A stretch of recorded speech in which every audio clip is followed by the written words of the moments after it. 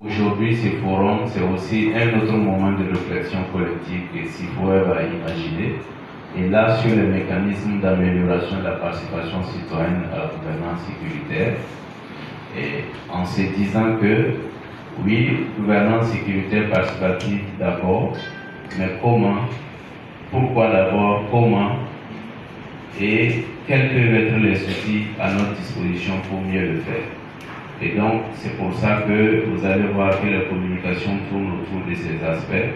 En tout cas, nous permet d'avoir des réponses à comment on doit pouvoir se mobiliser pour participer efficacement à la gouvernance sécuritaire et quels peuvent être les outils à notre disposition pour le faire.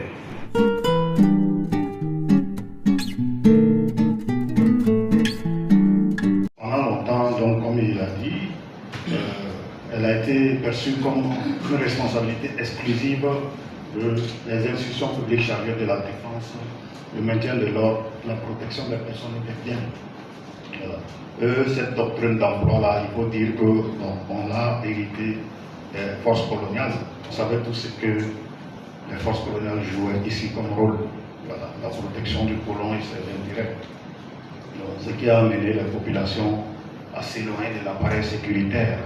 Aux profondes mutations, le Burkina Faso va vouloir changer de politique de gestion de sécurité, d'approche de gestion de sécurité.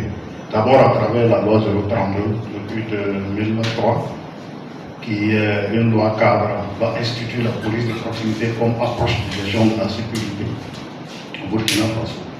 Ensuite, très récemment, la stratégie nationale de sécurité intérieure va souligner que face aux défis actuels qui sont multidimensionnels, qui nécessitent une mobilisation coordonnée de l'ensemble des acteurs étatiques et non étatiques. Donc il faut concentrer une vision de sécurité fondée sur la sécurité humaine.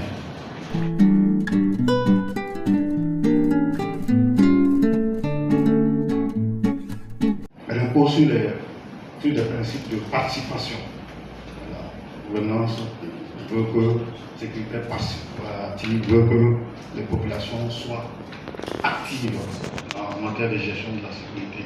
En termes de perspective, donc, il faut renforcer les initiatives locales de sécurité. Quand je parle d'initiatives locales de sécurité, ce n'est pas Korodoro, ce n'est pas Togo, c'est vraiment toute association, l'intégration des femmes et des jeunes dans la gouvernance sécuritaire. Il faut aussi l'information continue des acteurs communautaires. Il faut le développement d'une culture de paix et de cohésion sociale.